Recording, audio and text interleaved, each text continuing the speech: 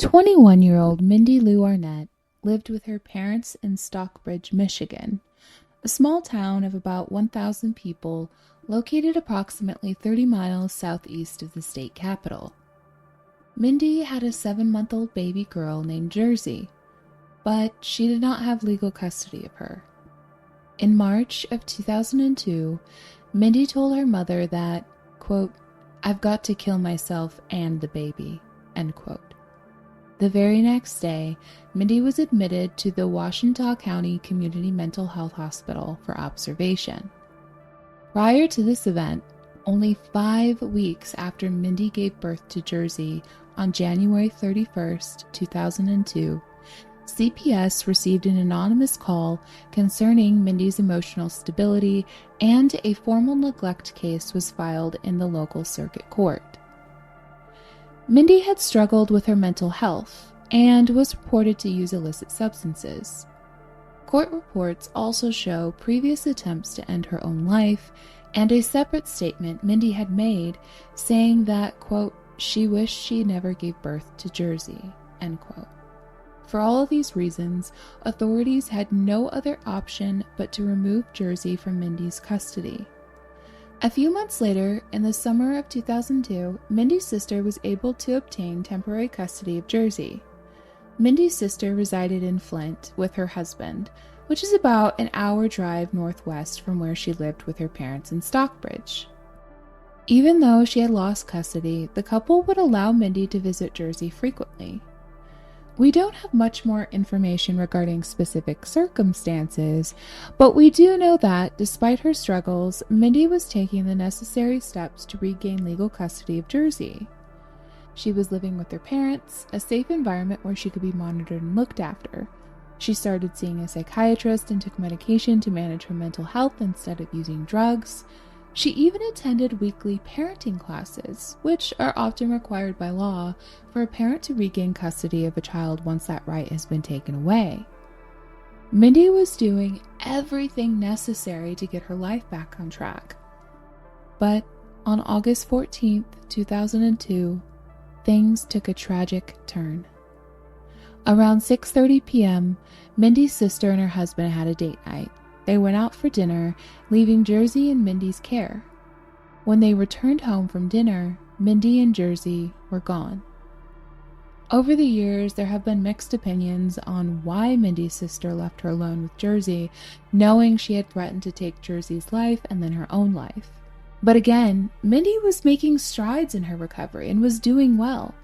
So there probably wasn't a reason for her sister to think twice about leaving them alone together, especially if her and her husband were only going to be gone for about an hour or so. Around 2 a.m. on August 15th, 2002, Mindy's car was found parked on the Mackinac Bridge, a 230-mile drive north of her sister's home in Flint, where they were last seen.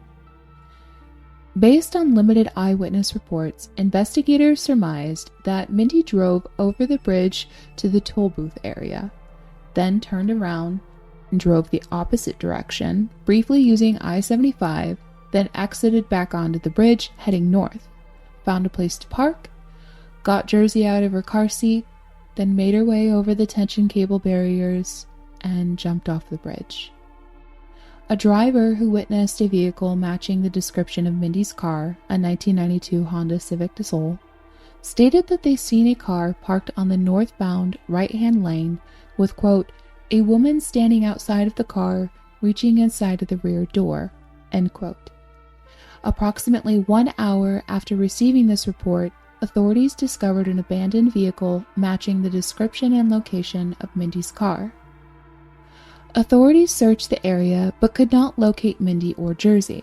However, they found Mindy's purse, her keys, a diaper bag, a half-empty baby bottle, and a car seat inside of Mindy's car.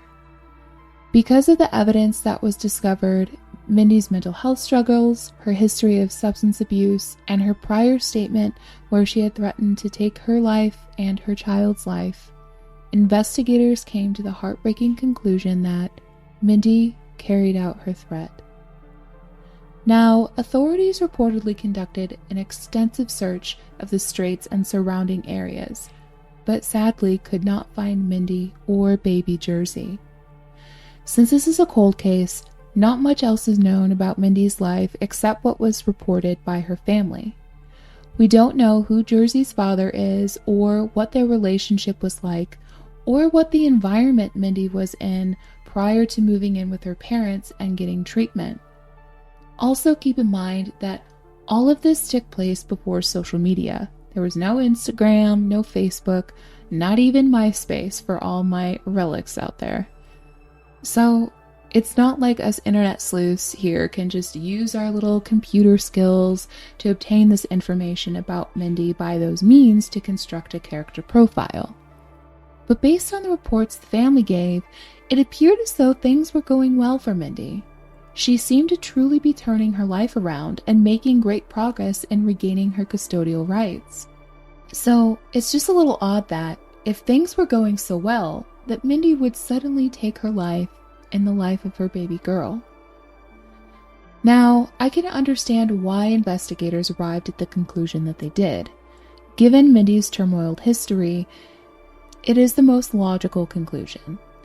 Behavioral scientists with the Michigan State Police even compiled a character profile based on Mindy's health and court records and determined that she fit the profile of someone who, quote, would have jumped, end quote.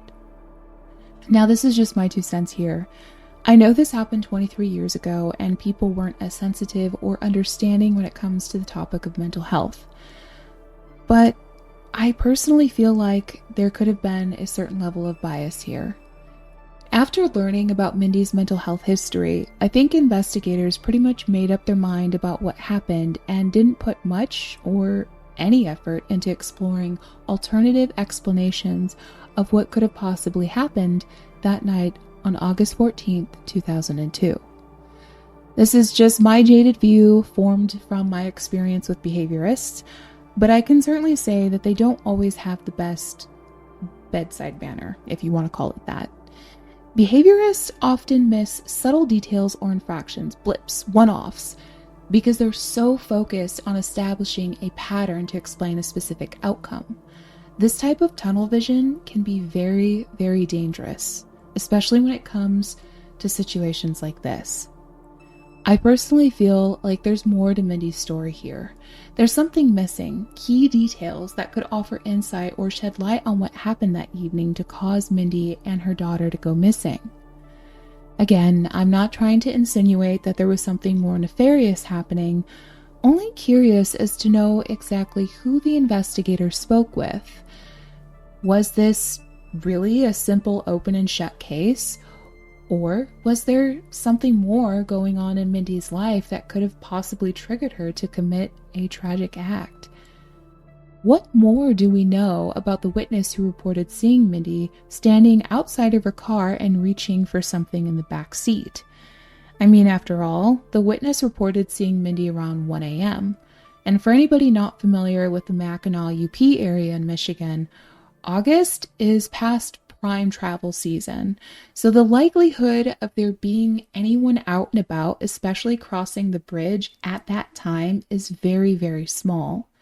Still to this day, some of Mindy's siblings post a memorial on Facebook every April 10th, Mindy's birthday.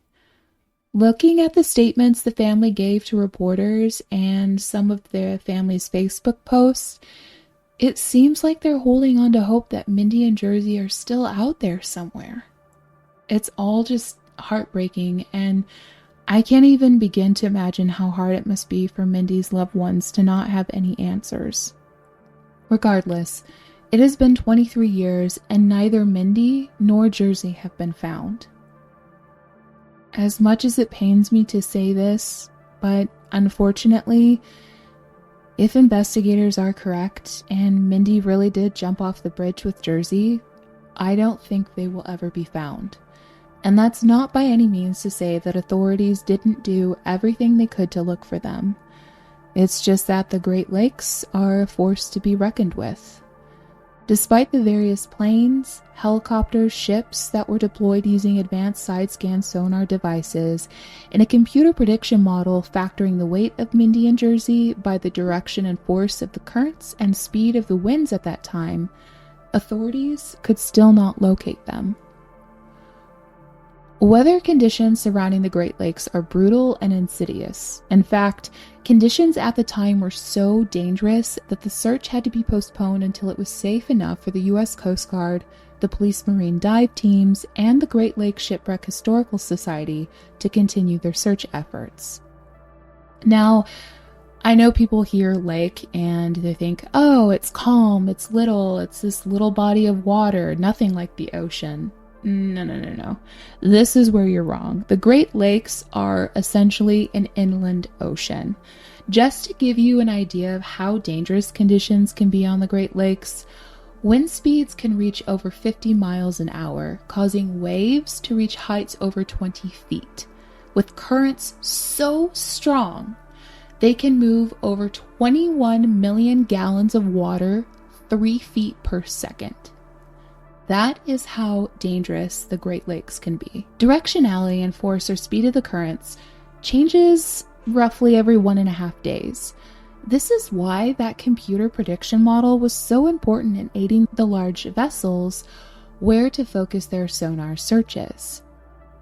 Using the prediction model to guide their search in conjunction with the advanced sonar technology, experts assumed that with optimal conditions ahead, they would expect to find their remains at or near the lake bottom, within a range of 1/4 mile spanning in either direction from the bridge. Still, with all of this advanced technology, the dive teams, and the man-hours on the ground, just 1 week after the largest search and rescue mission ever conducted in the Straits area, authorities officially suspended the search for Mindy and Jersey. I mean, this really does show that the Great Lakes region is a true testament to just how unforgiving Mother Nature can be.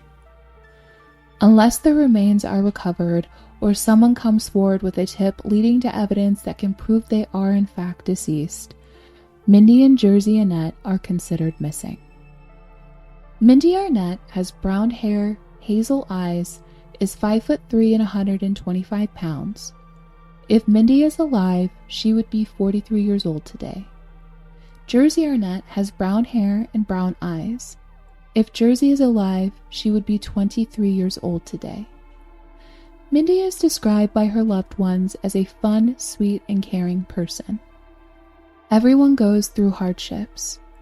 Sometimes it can feel suffocating or like you are completely alone in this world. Just know that you are never alone. There are people in this world that love you and care about you.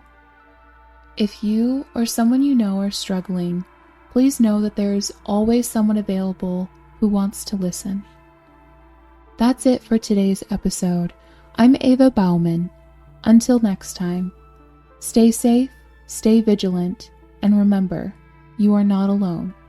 You are loved.